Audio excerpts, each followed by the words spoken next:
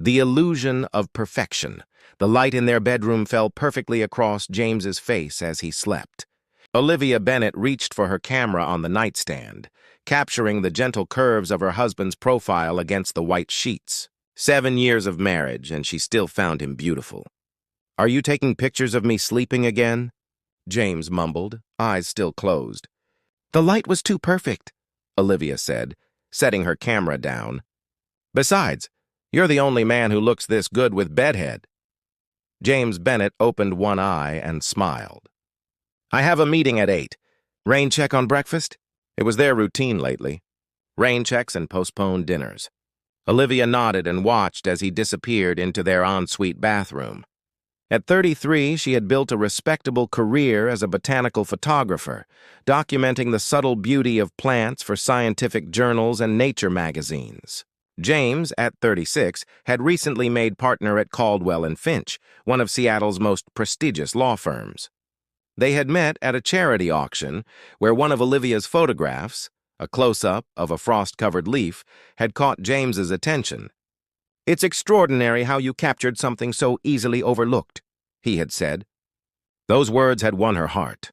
Now, as she made coffee in their sleek kitchen, she wondered when they had stopped noticing the small things about each other.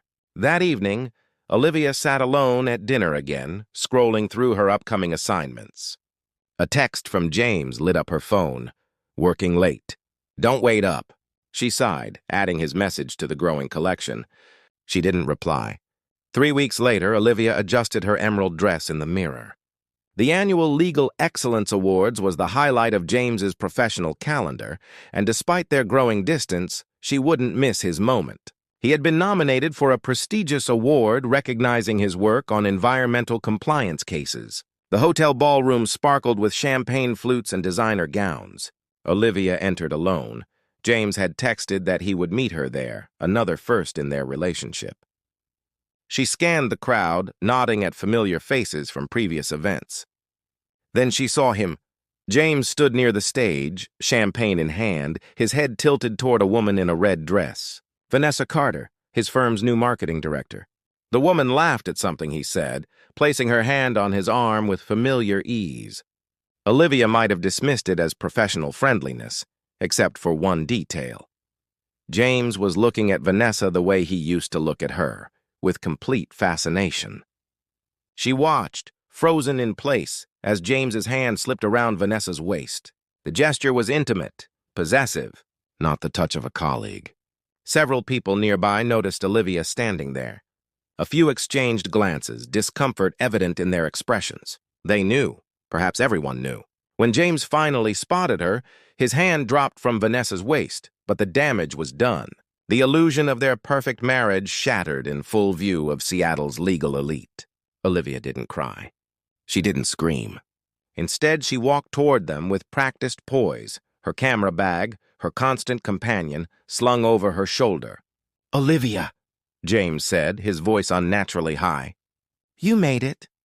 "I wouldn't miss it," she replied, her smile not quite reaching her eyes. "Hello, Vanessa." The evening blurred after that. Olivia sat through the awards, applauded when James won, and posed for photos. But something inside her had shifted fundamentally.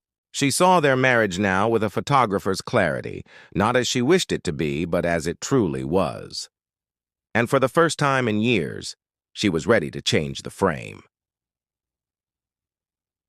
Silent dignity. Olivia stood in her darkroom watching an image emerge in the developer tray. Unlike her digital work for clients, she still processed personal photographs the old way, chemicals and patience. The print slowly revealed James and Vanessa at the gala, his hand on her waist, captured from across the room. She hadn't planned to take the photo. Her camera had been with her, as always, and her photographer's instinct had acted before her heart could intervene. Now the evidence hung before her, dripping developer fluid back into the tray. 3 days had passed since the gala. 3 days of James's desperate explanations. "It's not what you think," he'd insisted. "Vanessa and I are just close colleagues." Olivia had listened, nodded, and said very little. Her silence unnerved James more than anger would have. He was a lawyer. He knew how to counter arguments. Her quiet contemplation gave him nothing to fight against. You've barely said a word, James said that morning before leaving for work. Just tell me what you're thinking. I'm thinking about light, she'd replied. How it reveals and conceals. He'd left frustrated, which suited Olivia fine. She needed space to plan her next steps. Her phone buzzed with a text from her best friend, Naomi. Everyone's talking about what happened. How are you holding up? Olivia ignored it. She'd also ignored the pitying glances at her favorite coffee shop and the sudden hush that fell when she entered her photography studio. Seattle's art and legal worlds overlapped enough that news traveled fast. Instead of dwelling on the humiliation, Olivia called her attorney. Not a divorce lawyer, not yet, but Serena Lynn, who specialized in business contracts. By evening, Olivia had negotiated a 6-month sabbatical from her regular clients, keeping only her passion projects. When James returned home, she was packing a suitcase. Where are you going? Panic edged his voice. I'm staying at the studio apartment above my workspace for a while, she said calmly. I've left the separation papers on your desk. Separation? Olivia, please, we can work through this. She zipped her suitcase closed. I don't want a scene, James. I want clarity. Is this about Vanessa? It was nothing. This is about us, Olivia interrupted, finally meeting his eyes. We've been fading for years. The difference is, now everyone can see it. His face fell. What about counseling? Don't we owe ourselves that much? Maybe someday, she conceded. But first I need to remember who I am without you. He reached for her, but she stepped back. The most painful part, she said softly, wasn't seeing you with her. It was realizing I've been taking pictures of everything beautiful in this world except my own life. She left him standing in their bedroom, surrounded by the framed botanical prints that had made her career, close-ups of resilient plants breaking through concrete, blooming in unlikely places. At her studio, Olivia set up a simple bed and spent the night developing more personal photographs, images she'd taken over the years but never shared. Plants reclaiming abandoned buildings, flowers growing from sidewalk cracks, nature's quiet rebellion against human constraints. By morning, a plan had formed. She called Marco Valentini, an old friend from art school who'd become a successful landscape architect. I need a collaborator, she told him. Someone who understands how beauty emerges from broken places. The Garden of New Beginnings.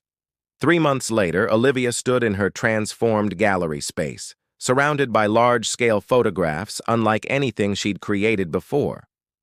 The exhibition, titled Resurgence, featured stunning images of botanical resilience, plants breaking through concrete, vines reclaiming abandoned buildings, flowers blooming in harsh environments. What made the exhibition unique was Marco Valentini's contribution. The Italian landscape architect had designed living installations that complemented each photograph, small ecosystems that physically demonstrated the themes in Olivia's work. Visitors could experience both the image and its living counterpart. You've outdone yourself, Marco said, approaching with 2 glasses of sparkling water. At 35, he moved with the casual confidence of someone comfortable in his skin. His olive complexion and thoughtful brown eyes contrasted with Olivia's fair features. We did this together, she corrected him, accepting the drink. I wouldn't have had the courage without your push. Marco smiled, the corners of his eyes crinkling. You had the vision. I just helped with the execution. Their friendship had evolved during the project. Marco had been her first love during a college semester in Italy, before life and ambition pulled them in different directions. Reconnecting had been surprisingly easy. They spoke the same visual language and shared a deep appreciation for nature's persistence. Remember that abandoned greenhouse we found? Olivia asked, gesturing to the centerpiece photograph, a dilapidated glass structure with light streaming through broken panels, illuminating the wild garden that had taken over inside. How could I forget? You nearly fell through the floor to get that shot. It was worth it, she said, studying the image. It's strange. I spent years taking perfect, controlled photographs of plants for scientific journals. Now I'm celebrated for showing their wildness. The exhibition would open to the public tomorrow night. Already, several prestigious galleries had expressed interest in touring the show, and a publisher had approached her about a book. Have you heard from him? Marco asked carefully. Olivia nodded. The separation papers are signed. He's still with her, from what I hear. And how do you feel about that? She considered the question. Like watching a Polaroid develop. Each day the picture becomes clearer, but it's no longer a picture of me. They walked through the gallery, making final adjustments to the lighting. In one corner, Marco had created a small reflecting pool surrounded by ferns and moss. Above it hung Olivia's photograph of a single water lily emerging from a stagnant pond. "This is my favorite," Marco admitted. "There's something about the way you captured the light on the water. Hopeful, but not sentimental." Olivia felt a warmth spread through her chest at his words. Marco had always seen her work with unusual clarity. "Tomorrow will change everything," she said. "Are you nervous?" "Not about the exhibition," he replied, his gaze lingering on her face. "That will be brilliant." The implication hung between them, delicate as a new leaf. Neither rushed to define it. As evening fell, they sat on the gallery's small balcony, sharing takeout noodles and watching the city lights come alive. Seattle spread before them, the same city where Olivia had felt invisible just months before. "I keep thinking about how plants know," Olivia said suddenly. "They know which way to grow toward light, even in the darkest places." Marco's hand found hers on the railing. "Some people have that instinct too." She didn't pull away. Instead, she let herself feel the simple pleasure of connection, something she'd forgotten in the polite distance of her marriage. "To resurgence," Marco said, raising his water glass. "To finding light," Olivia replied, touching her glass to his. Below them, a poster announced tomorrow's exhibition opening, featuring the image of that abandoned greenhouse, broken, beautiful, and impossibly alive.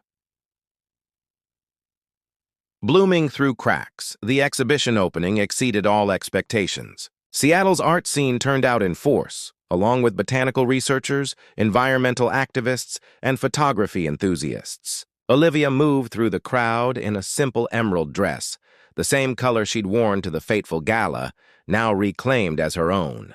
"The juxtaposition of decay and renewal is extraordinary," said the curator from the Seattle Art Museum, studying a photograph of mushrooms flourishing on a fallen tree. "Your earlier work was technically perfect, but this has soul."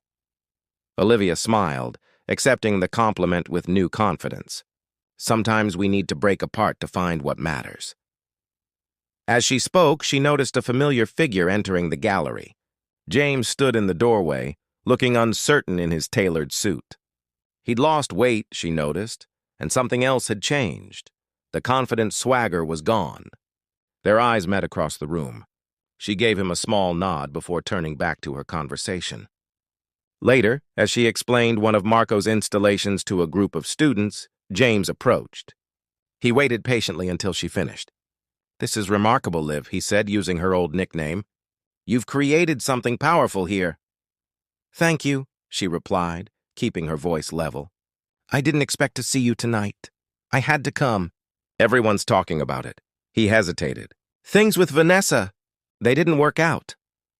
Olivia felt an odd detachment, as if he were telling her about a stranger's relationship. "I'm sorry to hear that. Can we talk? Maybe coffee sometime this week?" Before she could answer, Marco appeared at her side with a glass of champagne. "The Times critic just arrived," he said, then noticed James. "Sorry to interrupt."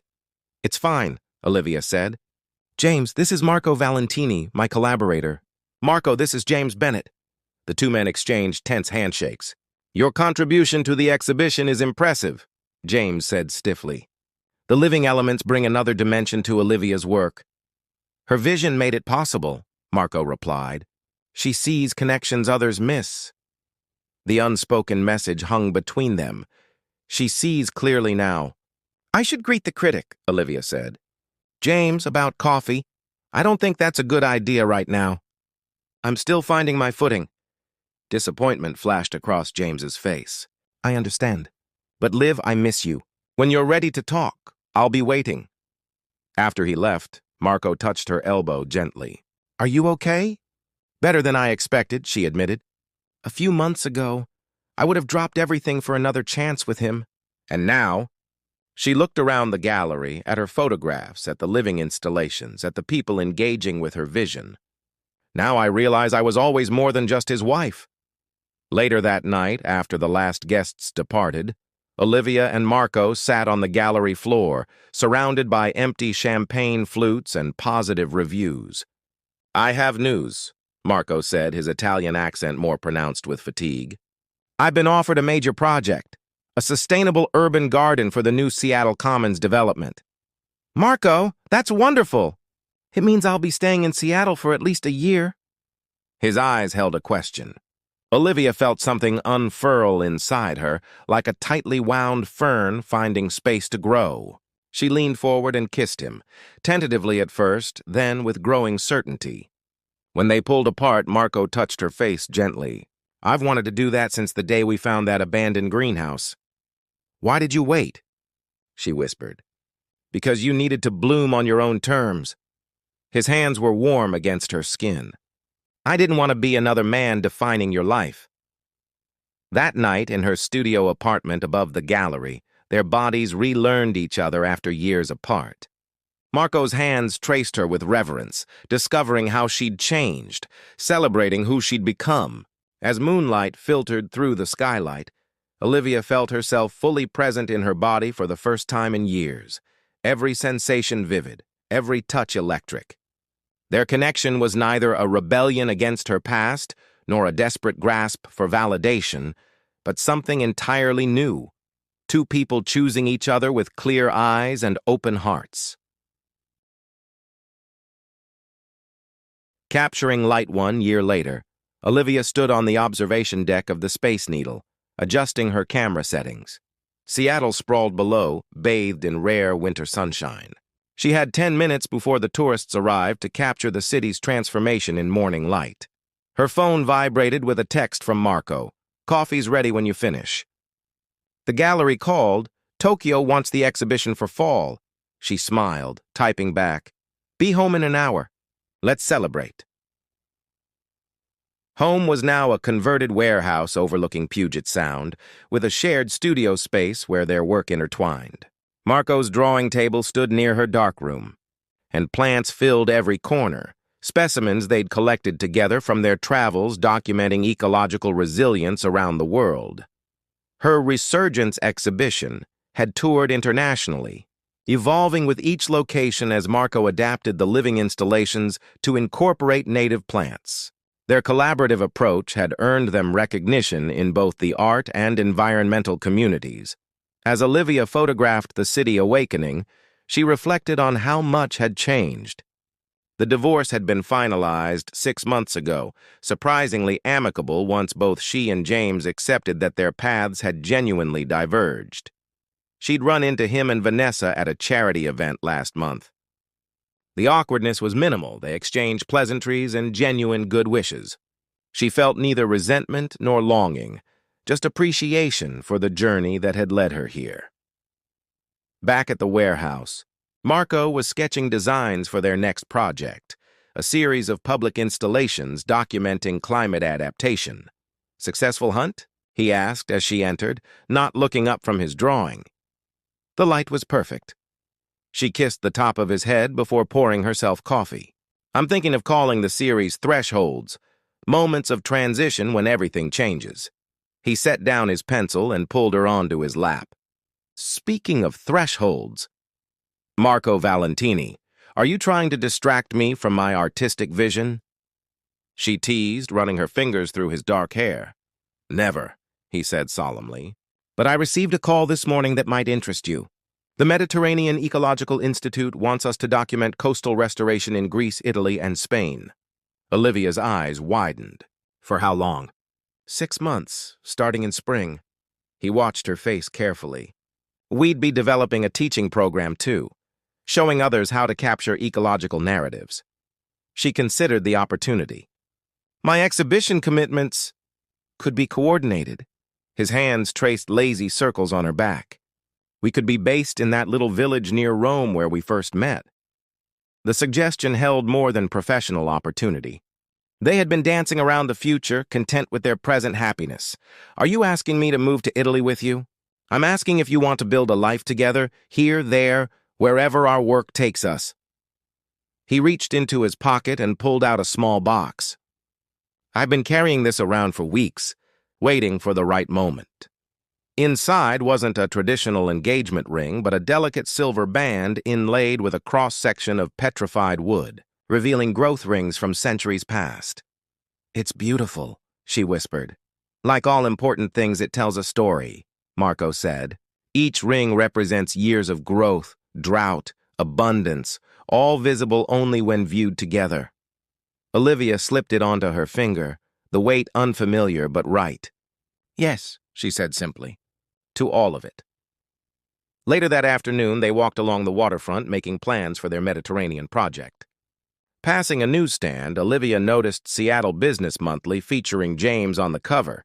He'd launched an environmental law foundation. "Look at that," she said, showing Marco. "He found his way too." "Does it bother you?"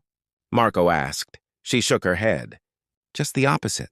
It feels like everyone ended up exactly where they needed to be."